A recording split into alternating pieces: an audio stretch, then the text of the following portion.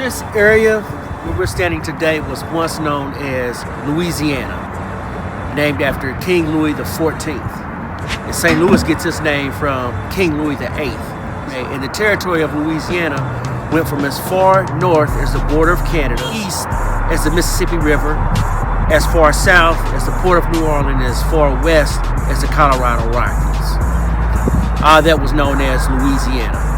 So the first slaves in this area probably more than likely spoke French because it was the language of their masters. And more than likely they came from Haiti. Okay?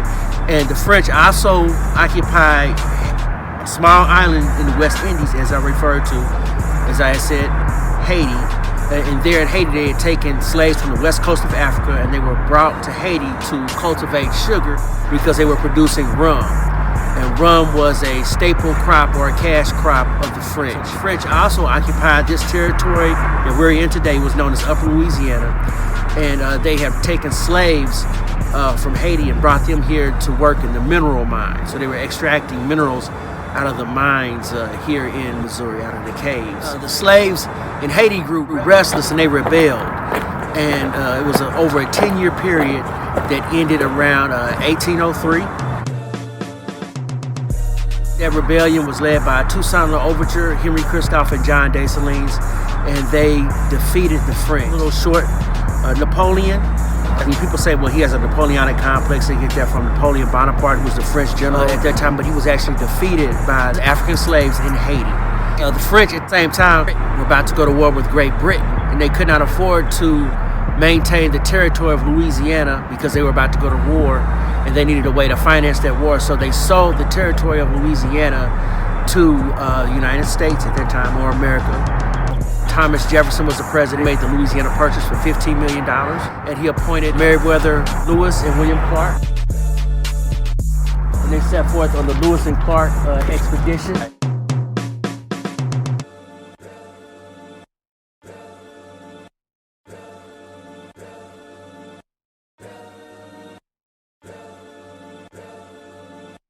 York, as you see right here, he was a scout, a hunter, and a field doctor on the expedition. He was one of the only people on the expedition that could actually swim. We use the highways today. Back then, they used rivers by way of a keel boat. And it was York's job, being a scout, whenever they would approach a bank of land, he'd be the first to jump off the boat, and he would swim to the bank to greet the Indians. And he had to determine whether or not they were friendly or hostile. That was his job as a scout. Over here, if you look at the river, and it was right here, this is where Lewis and Clark actually stayed for like 3 days right here at this point. Okay? And this was known as Cow Point. And you see the point, you see the Missouri River to your right. Right after the Civil War, we got the rights to the Hannibal Bridge.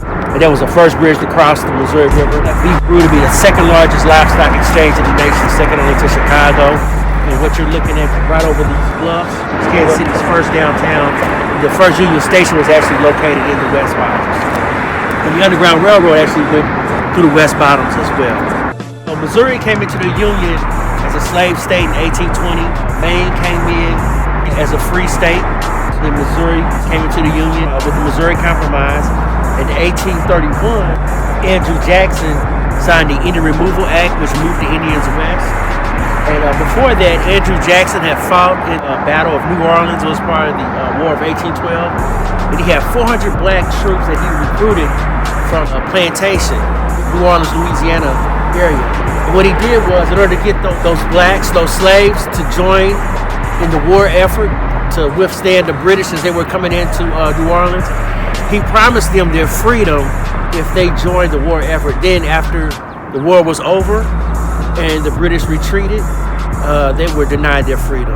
He said he did not have the right to grant them their freedom because he did not own them in the first place. But that propelled him to become the 7th president of the United States. Our county's named after him, but right over there.